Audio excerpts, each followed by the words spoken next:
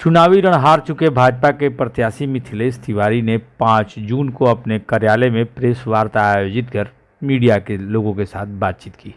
उन्होंने कई व्यंग भी किए और यह भी कहा, आने वाले 5 साल में मैं यहाँ से हिलने वाला नहीं हूँ। जो चुनाव जीत गए हैं वे सोचेंगे कि ये यहाँ का मैदान खाली है तो उन्हें मैं सुकून देने वाला नहीं। उन्होंने कहा, राष्ट्रवाद पर जातिवाद भारी पड़ गया। आइए सुनते हैं उनका संबोधन और मीडिया से हुए सवाल जवाब के कुछ अंश। के वरिष्ठ नेतागण और पत्रकार मित्रों, लंबे समय से देश में लोकसभा के चुनाव की तैयारी चल रही थी। बक्सर में 7वें चरण का मतदान 1 जून को हुआ था और पूरे देश के परिणाम कल आया है। कल 4 जून को बक्सर का भी परिणाम कल देर रात तक घोषित हुआ। चूँकि मैं बक्सर भारतीय जनता पार्टी और एनडीए का के कैंडिडेट होने के नाते मेरी पूरी नज़र कल के मतगणना पर भी थी, तो मेरा पहला रिएक्शन ये है कि लगभग 4,08,000 से भी अधिक वोट मुझे इस चुनाव में बक्सर की महान जनता ने मुझे दिया है। बक्सर की महान जनता ने देश के माननीय प्रधानमंत्री आदरणीय नरेंद्र मोदी जी पर विश्वास किया है, भारतीय जनता पार्टी एनडीए पर विश्वास किया है और जो 2 महीने तक यहाँ मैंने सघन चुनाव प्रचार किए, मैंने जनता से वायदे किए और जनता के बीच रहकर काम करने का मैंने जो संकल्प लिया था, बक्सर की महान जनता ने 4,08,000 से भी ज़्यादा वोट दे करके मुझे अपना ऋणी बनाया है। मैं सबसे पहले बक्सर के सभी परिवारजनों को हृदय से धन्यवाद देता हूं, जिन लोगों ने इस परिस्थिति में मोदी जी का साथ दिया, भाजपा का साथ दिया और मेरा साथ। मैं भी उनका साथ कभी छोड़ने वाला नहीं। यह जनादेश हृदय से स्वीकार करता हूं। यह जनता का दिया हुआ जनादेश है और इस जनादेश का मैं सर झुका करके सम्मान भी करता हूं। जो इस चुनाव में जीते हैं मैं उनको बधाई भी देता हूं। यहाँ से सुधाकर सिंह जी जो इंडी गठबंधन के उम्मीदवार के रूप में जीते हैं, उनको मैं हृदय से बधाई देता हूं। चुनाव में हार जीत होती रहती है, हार को भी स्वीकार करना चाहिए और जीत पे इतराना भी नहीं चाहिए। ये मैंने दीनदयाल जी से सीखा है, मैंने अटल बिहारी वाजपेयी जी से सीखा है और मैंने मोदी जी से और भारतीय जनता पार्टी से मैंने सीखा है। और इसलिए तनिक भी मन के अंदर न कोई उदासी है, न मन के अंदर कोई घबराहट है और न मन के अंदर कोई थकान है।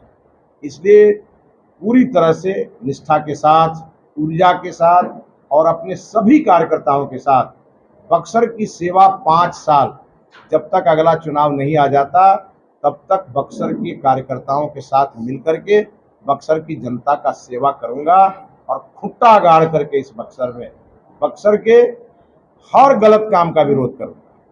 क्योंकि मैं यहाँ विपक्ष में हूँ, जो जीते हैं वो सत्ताधारी दल के सांसद कहे जाएंगे और मेरी अपेक्षा होगी।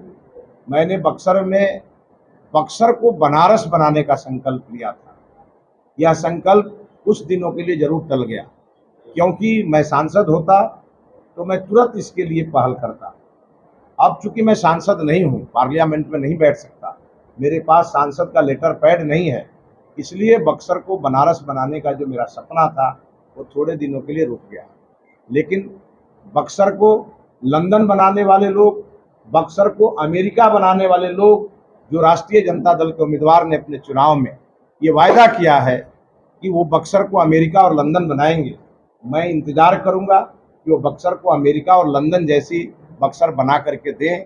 यदि उन्होंने बक्सर को लंदन और अमेरिका बनाया तो अगले चुनाव में मैं उनका भी समर्थन करूंगा। इसीलिए मैं हर हाल में चाहता हूं कि बक्सर का विकास हो, बक्सर में अमन शांति और चैन रहे और बक्सर आगे बढ़े, क्योंकि बक्सर एक सामान्य लोकसभा नहीं है।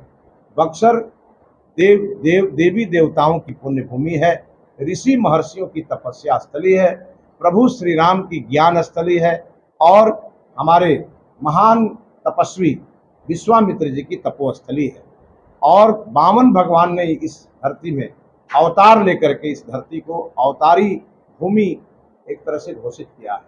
इसलिए मैंने अपने जितने मेरे संकल्प थे उन सभी संकल्पों को जनता के सामने रखा था। मुझे इस बात के लिए मलाल रहेगा कि जिस समय ये राम वर्ष था और जिस समय यह चुनाव हुआ, ये राम काज के लिए चुनाव था। प्रभु श्री राम ने सिखाया है समाज में कोई भेदभाव नहीं होना चाहिए, और इसीलिए जब वो लंका की लड़ाई लड़ रहे थे तो किसी राजा का उन्होंने सहयोग नहीं लिया। उन्होंने उन वंचितों का सहयोग लेकर के और रावण जैसे प्रतापी राजा को हराया था।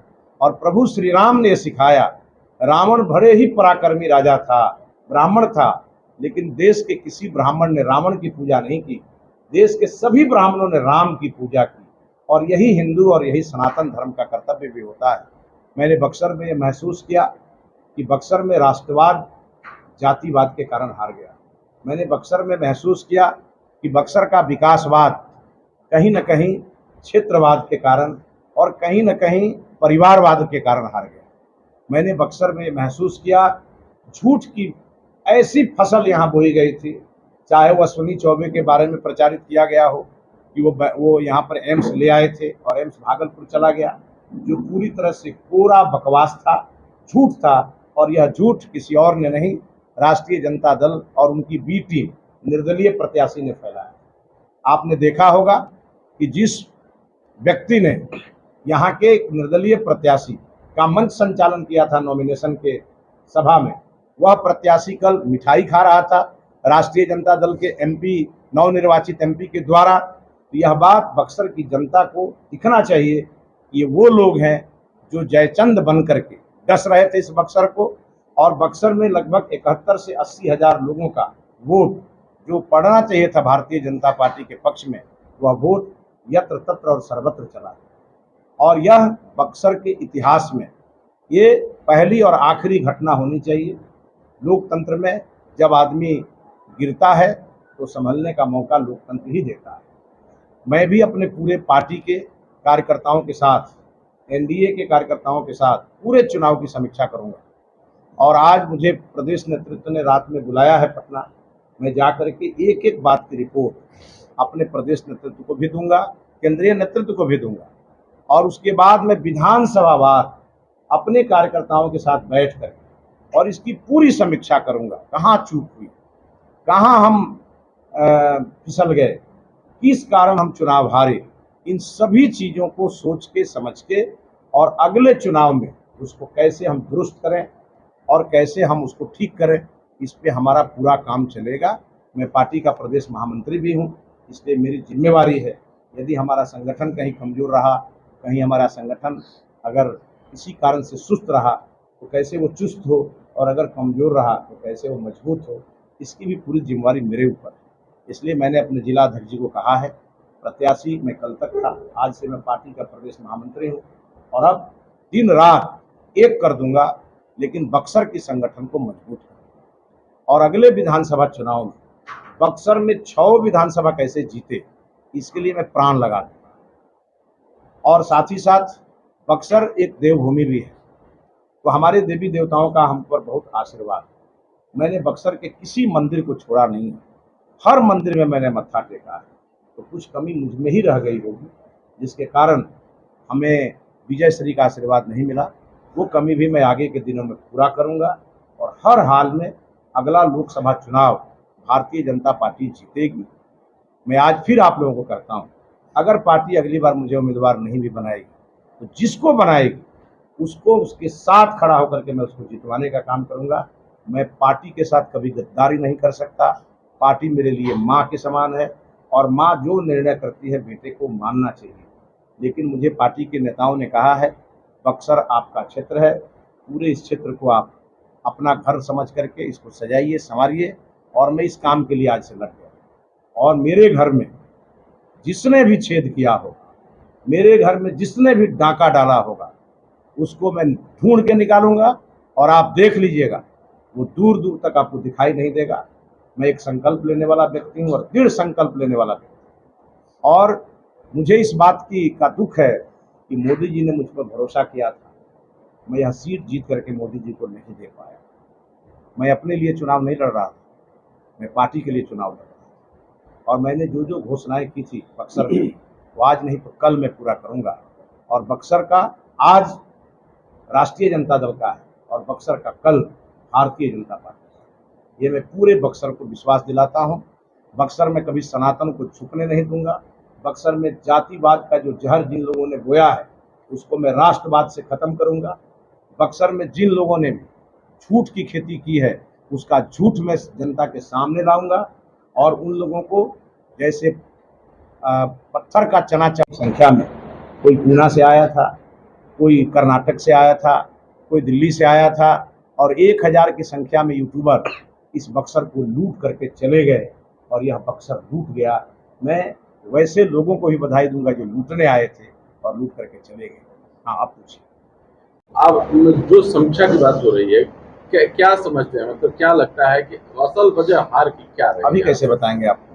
मैंने तो बता दिया कि राष्ट्रवाद पर जातिवाद भारी पड़ा, यही कारण है सबसे बड़ा ना। आपको मैंने कहा कि झूठ की खेती हुई है, अफवाह फैलाएगा। एम्स कहीं स्वीकृत हुआ था क्या बक्सर में? जो एम्स चला गया भागलपुर, जिसका मैं जवाब देते फिरा पूरा 2 महीने तक। ये क्या था? ये झूठ की खेती थी। मैंने बक्सर को बनारस बनाने के लिए कहा था, इसलिए कहा था कि बक्सर में भी उत्तरायण गंगा है, बनारस में भी उत्तरायण गंगा है। और झूठ कैसे फैलाया गया? राष्ट्रीय जनता दल के प्रत्याशी ने कहा कि मैं इसको लंदन बना दूंगा, अमेरिका बना दूंगा। तो मैं तो इंतजार करूंगा कि हमारे बक्सर को लंदन बना दें, अमेरिका बना दें। और मैं आपको आज बताता हूं, मैं बक्सर में मैं टिक गया हूं। जिनको भी लगता होगा ये चुनाव हारने के बाद फिर गोपालगंज चला जाएगा, अब मेरा अगला एड्रेस बक्सर है, गोपालगंज नहीं। और मुझे आदरणीय मोदी जी ने इस बक्सर के मैदान में बीजेपी को जिताने के लिए भेजा था और मैं जब तक बीजेपी को जिताऊंगा नहीं तब तक चैन की नींद सोऊंगा। क्या लगता है कि आपके हार के वजह अश्विनी चौबे के जो लोग थे वो भी क्या? अभी मैं किसी का नाम प्रेस में नहीं लूंगा, मैं पार्टी नेतृत्व को बताऊंगा।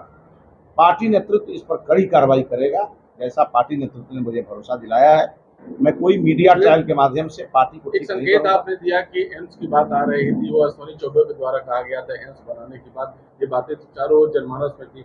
ये क्या संकेत देता है आपकी बात? देखिए, मैं तो कह रहा हूं कि मुझे हर जगह पूछा गया कि जो लोग बाहर से चुनाव लड़ने आते हैं, अश्विनी चौबे जी आए, एम्स यहाँ स्वीकृत था और वो एम्स लेके भागलपुर चले, न भागलपुर एम्स गया और न वो बक्सर में स्वीकृत था। एक मैंने उदाहरण दिया आपको, ये झूठ फैलाया गया, ये अफवाह फैलाया गया और इस झूठ और अफवाह के माध्यम से बीजेपी को यहाँ पर कमजोर किया और ऐसे ऐसे हजारों झूठ यहाँ फैलाए।